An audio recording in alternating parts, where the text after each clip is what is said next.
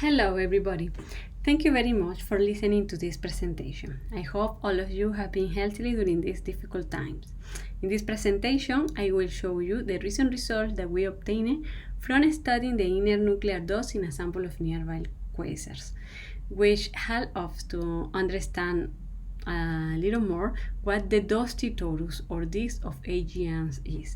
I am a postdoctoral researcher in the Korea Astronomy and Space Science Institute in South Korea, where I have been studying the nature of active galaxies during the last 3 years. Recent submillimeter data from ALMA and mid-infrared interferometry data from the VLT have shown that the dusty structure surrounding the central engine of AGN is much more complex than was initially assumed for the unification scheme of AGNs. This data suggests that the dusty torus of AGN should be formed for 3 components: a compact inner disk, an extended torus, and a dusty polar structure. However, and unfortunately, this study can be done only for a small number of objects. The surrounding nuclear dust absorbs a significant part of the optical and ultraviolet radiation emitted by the accretion disk and remits it in the infrared wavelength. Therefore, fitting the infrared spectral energy distribution of AGN is a good technique to derive the physical properties of this structure. In this work, we use 5 of the most accepted models in the literature to investigate which model better reproduces the near-infrared to mid-infrared spectral energy distribution of nearby quasars. One is the smooth dusty torus model from Fritz et al. 2006, which assumes a homogeneous distribution of the dust. Others are the clumpy dusty torus, one from Nenkova et al. 2008 and one from Honig et al. 2010. An important difference between these two models is the dust composition.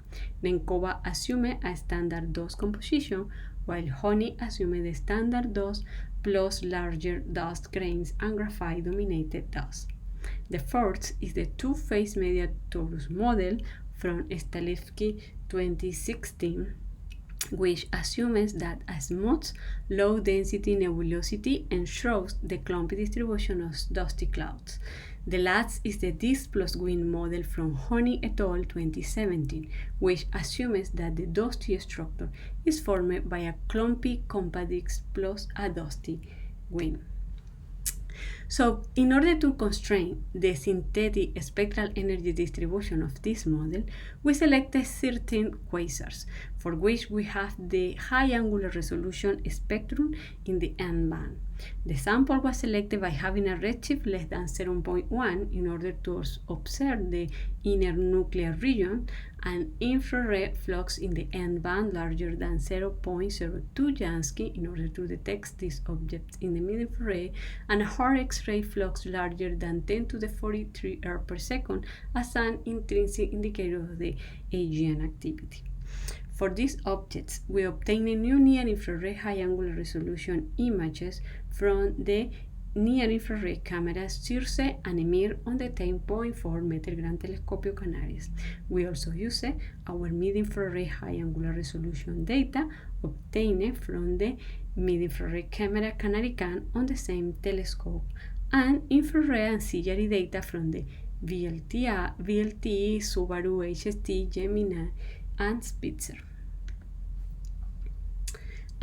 We analyzed the brightness profile of the new near-infrared images for all objects and found that the emission is unresolved in most cases.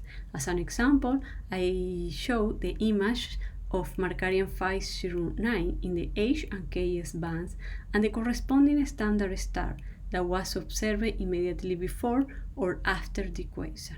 I also show the radial profile of the quasar in black and the radial profile of the standard star in red, where the radial profile of the standard star represents the unresolved emission. We measured and reported the fluxes within an aperture radius of 1 arcsecond. It is important to mention that we obtained similar results when measured the aperture corrected fluxes within a radius of nearly 2 times the full width half maximum. Then, to better isolate the infrared emission of the dust headed by the AGN, we explored two parameterization of the accretion disk. One is a classic accretion disk derived from observational and theoretical approximations, and the another is a bluer accretion disk derived from quasars observations. In both cases, we scale the power law to the UV PSF emission and then subtracted the emission of the accretion disk from the infrared data. We noted that in the case of the bluer accretion disk, the extrapolation of the power law in the most cases overestimate the near infrared emission of most quasars. In that case, we assume this photometric point as upper limits. We found that on average, the classic accretion disk contributes nearly 35% in the H band, and that this contribution decreases toward the mid-infrared until nearly H micron. On the other hand, we found that the bluer accretion disk shows a larger contribution, and its contribution in the mid-infrared extends until nearly 10 microns. We used the 5 dusty models previously described to fit the accretion disk subtracted spectral energy distribution. We started fitting the Spitzer and ground-based spectra after degrade them to the photometry spectral resolution. We were adding, when necessary, a stellar and starburst component to the fitting of the Spitzer spectrum because of their lower spatial resolution. Then, we used the 3 sigma error of the parameters constrained as an initial guess to fit the full data. This means the data without spatial degradation. We reported the constrained and derived parameters.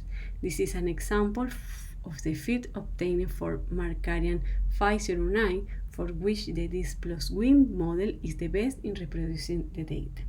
This is another example in which the quasar PG 1440 plus 356 is fitted by the smooth torus model. We found that the disk plus wind model is the one that reproduces the spectral energy distribution of most objects, followed by the smooth, clumpy, and two-phase media models, likely because of their flatter near-infrared spectral energy distributions. On the other hand, we found that assuming the bluer accretion disk results in that models fit only 2 of 13 objects.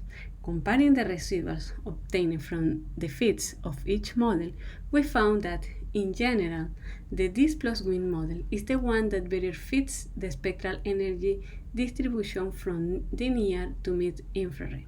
These results suggest the presence of a hot and polar component of dust, as previously suggested by Moore et al. When fitted the Spitzer spectrum of some quasar with the clumpy torus models of Nenkova et al. And adding a hot dust component and a narrow line region component.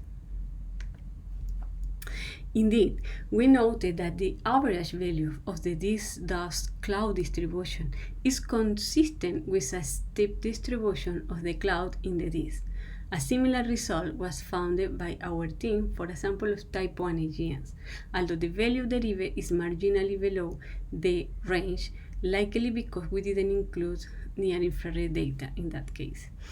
Additionally, we measured 2 mid-infrared spectral indexes and 2 near-infrared spectral indexes from the data and the models. We found that the models cannot reproduce the slope between 7.8 and 9.8 micron and between 1.6 and 8.7 micron, likely due to some contamination from a component not directly related with the dust headed by the AGN. Well, finally, I will let you hear with the conclusion, and thank you very much for listening.